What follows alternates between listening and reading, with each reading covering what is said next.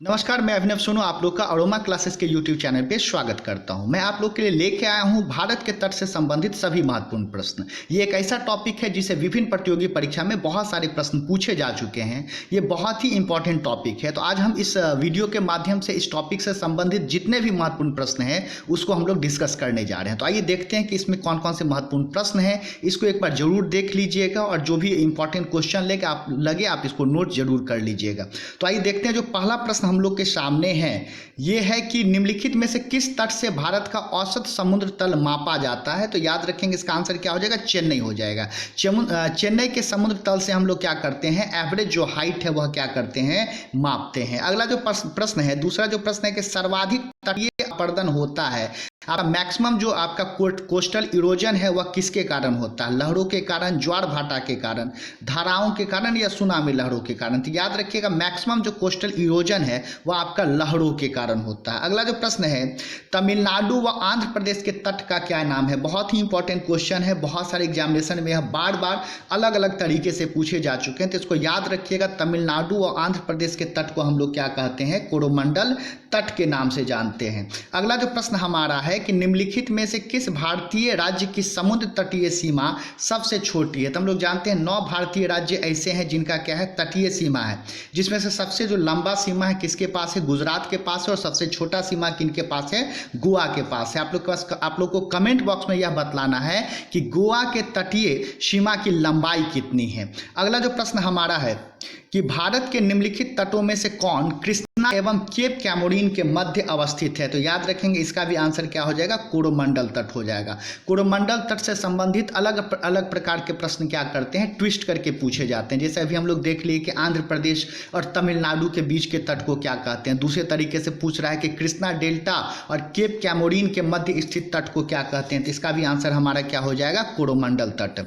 अगला जो प्रश्न है, निम्नलिखित में से किसे केप कैमोरीन के नाम से जाना जाता है। तो कन्याकुमारी को हम लोग किस नाम से जानते हैं, केप कैमोरीन के नाम से जानते हैं। अगला जो प्रश्न हमारा है, पूर्वी तटीय मैदान की नदियां किसका निर्माण करती है। 4 ऑप्शन है, डेल्टा, ज्वार नद। डेल्टा ज्वार नद दोनों का निर्माण करती है या इनमें से कोई नहीं। तो याद रखिएगा पूर्वी तटीय मैदान की नदियां डेल्टा का निर्माण करते हैं। यहीं पर अगर पूछ देता पश्चिमी तटीय मैदान की नदियां, तो हम लोग क्या कहते हैं, ज्वार नद का क्या करती है, निर्माण करती है। अगला जो प्रश्न है हमारा कि पश्चिमी तट पर स्थित पर्वत श्रृंखला को क्या कहा जाता है। तो वेस्टर्न घाट्स को हम लोग क्या कहते हैं, सह्याद्री के नाम से भी जानते हैं। अगला जो प्रश्न हमारा है, पूर्वी तट पर स्थित पर्वत श्रृंखला को क्या कहते हैं। तो पूर्वी तट पर स्थित पर्वत श्रृंखला को हम लोग महेंद्रगिरी पर्वत के नाम से जानते हैं। आप लोग को कमेंट बॉक्स में बतलाना है कि महेंद्रगिरी का कौन कौन सा श्रेणी है, इसके बारे में आप लोग हमें कमेंट बॉक्स में बतलाएंगे।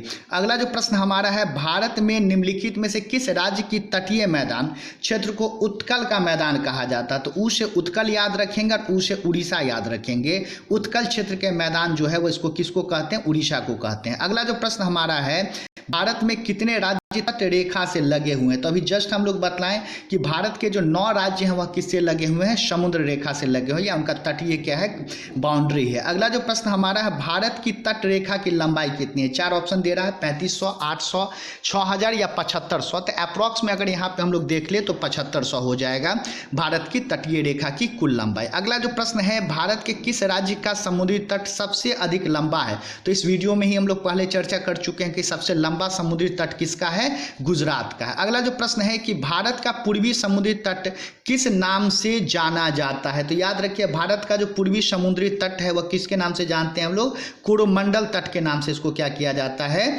जाना जाता है। अगला जो प्रश्न है, कोंकण तट कहां से कहां तक विस्तृत है। तो याद रखें कोंकण तट आपका गोवा से लेके दमन तक क्या है, विस्तृत है। बहुत ही इंपॉर्टेंट क्वेश्चन है यह, इसको याद रखेंगे।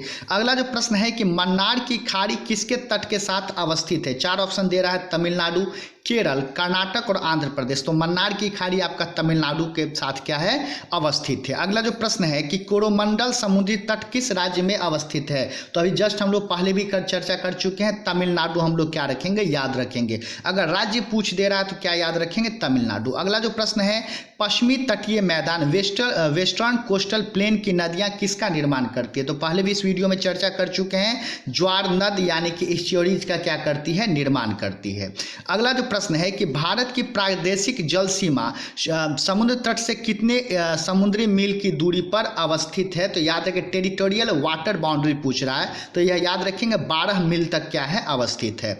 अगला जो प्रश्न है, भारत का संलग्न क्षेत्र प्रादेशिक जल सीमा यानी कि कंटिग्यूअस जोन जो है वह कितने दूर तक फैली है। तो याद रखेंगे 24 मील तक क्या रहती है, फैली रहती है। अगला जो प्रश्न है, तमिलनाडु का समुद्र तट क्या कहलाता है। तो तमिलनाडु का समुद्र तट कोरोमंडल तट कहलाता है। इसका अगला जो प्रश्न है, पूर्वी तटीय मैदान का अन्य नाम क्या है। तो याद रखिएगा कोरोमंडल तटीय मैदान के नाम से भी हम लोग इसको जानते हैं।